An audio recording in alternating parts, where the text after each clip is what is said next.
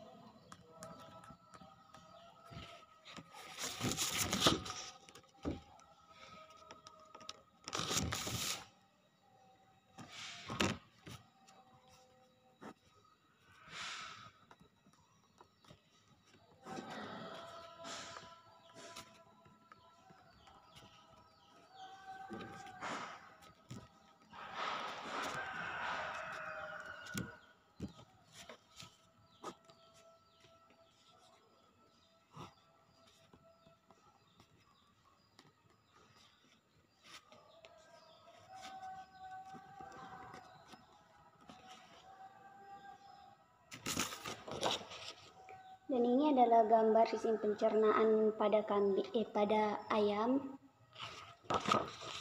Pertama mulut yaitu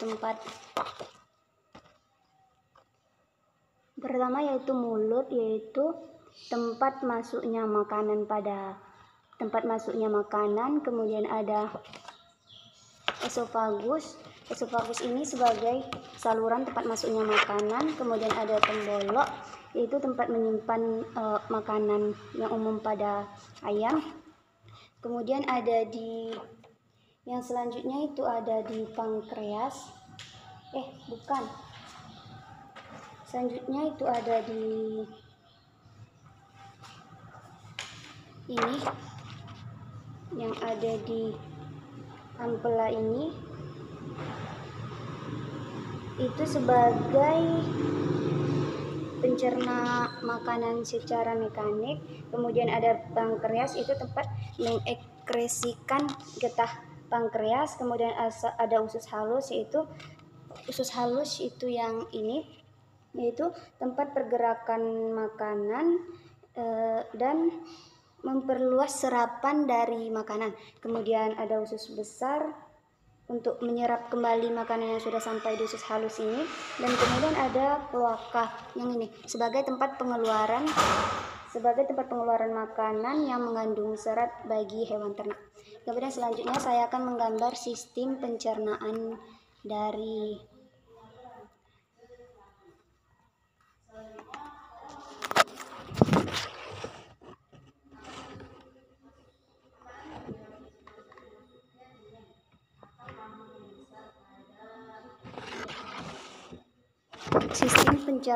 pada ternak ruminansia.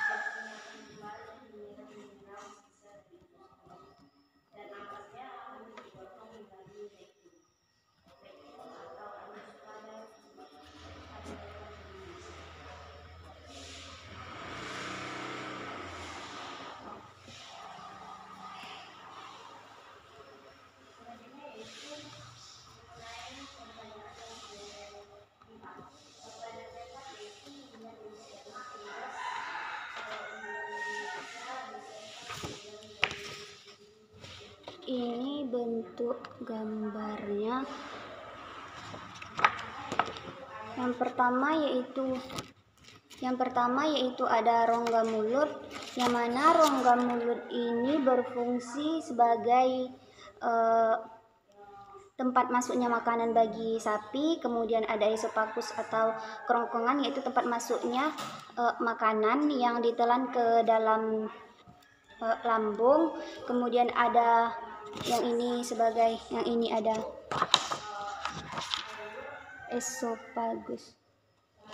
Yang ini tadi esofagus. Ada retikulum sebagai tempat fermentasi pakan oleh mikroorganisme. Kemudian ada omasum untuk mengatur arus ingusta ke abomasum dan menyalurkan partikel-partikel yang besar. Kemudian ada abomasum untuk tempat awal pencernaan makanan, yaitu seperti pencernaan protein dan mengatur makanannya ke duodenum. Kemudian ada juga usus halus, yang mana usus halus ini penyerapan makanan, sebagai tempat penyerapan makanan oleh bantuan enzim. Ada usus besar sebagai penyerapan kembali mineral sisa yang sudah didapatkan dari usus halus. Dan yang terakhir itu adalah tempat pengeluaran makanan. Soal selanjutnya itu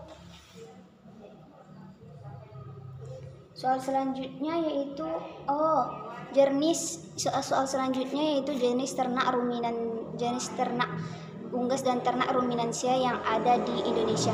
Yang pertama yaitu ada kambing kacang. Kambing kacang itu ukurannya relatif lebih kecil, maksudnya pendek, dan ukuran kecil dan pendek yaitu hanya sekitar 55 sampai 65 cm. Telinganya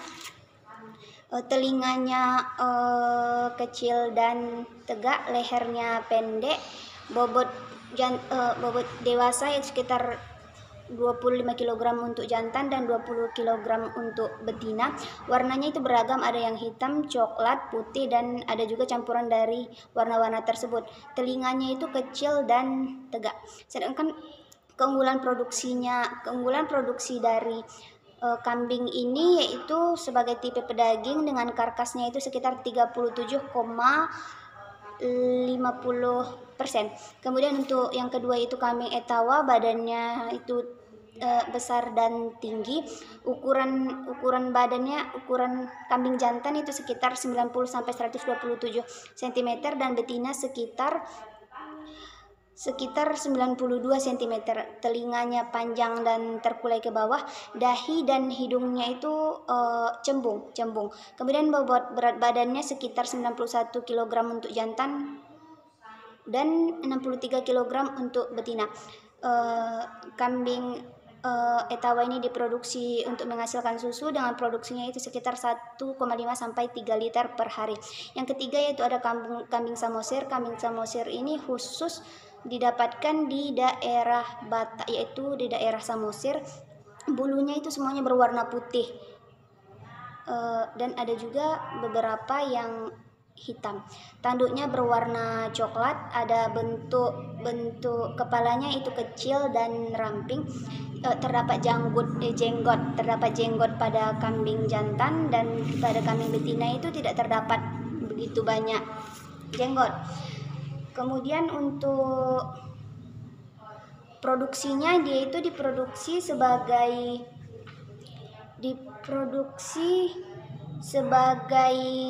pedaging dengan karkas sekitar 53,26% dengan perbandingan karkas daging dan tulangnya itu sekitar 4:1. Kemudian yang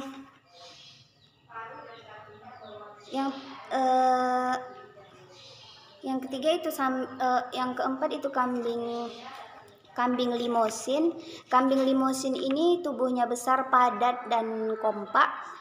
Lehernya pendek, warnanya coklat keemasan. Rata-rata berat badannya itu ada 850 untuk betina dan bisa mencapai 1,3 ton untuk jantan. Tinggi badannya itu sekitar 1,5 meter dan panjangnya itu sekitar 1,75 sampai 1,95 meter. Tanduknya itu umumnya berwarna lebih cerah. Keunggulan dari sapi limosin ini yaitu sebagai pedaging atau sebagai sapi potong. Kemudian yang terakhir itu sapi Bali. Sapi Bali ini umumnya tidak memiliki tanduk, kemudian kakinya ramping, agak pendek, dan menyerupai kaki kerbau. Pada tengah-tengah punggungnya terdapat garis sampai ke bagian ekornya. Kemudian bulunya umumnya berwarna hitam. Berat sapi jantan itu sekitar 450 kg dan betina itu sekitar 300 kg. Kemudian untuk kambing Bali ini diproduksi sebagai penghasil daging dengan karkasnya itu tadi 53,26%. Ya, 53,26%.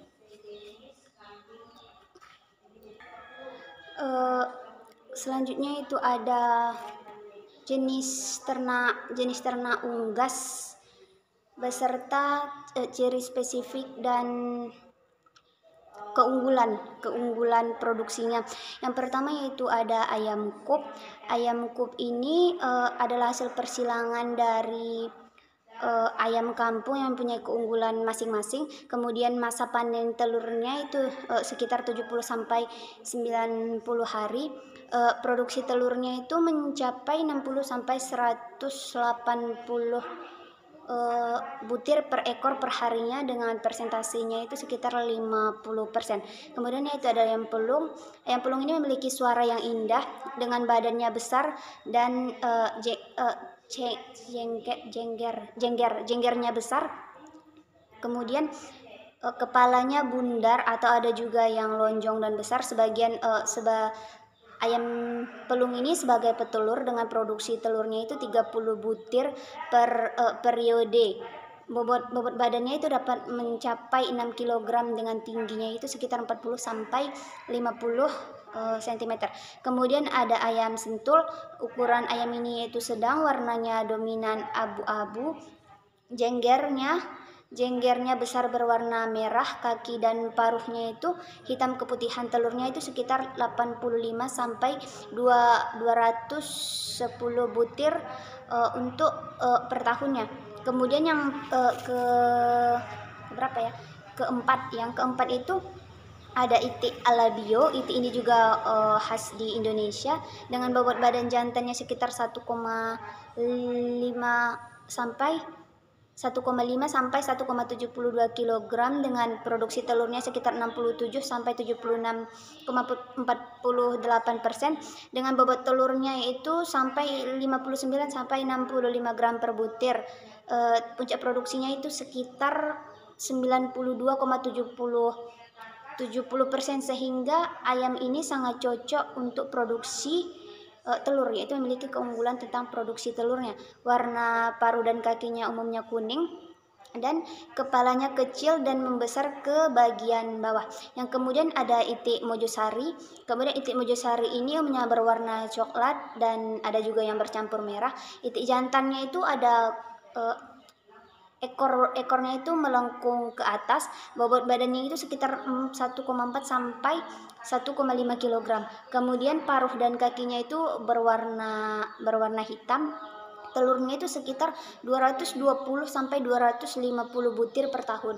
Itik ini memiliki keunggulan telur, yaitu yang tadi saya katakan 220 sampai 250 butir per tahun. Karena produksi telurnya ini lebih tinggi daripada itik-itik lainnya.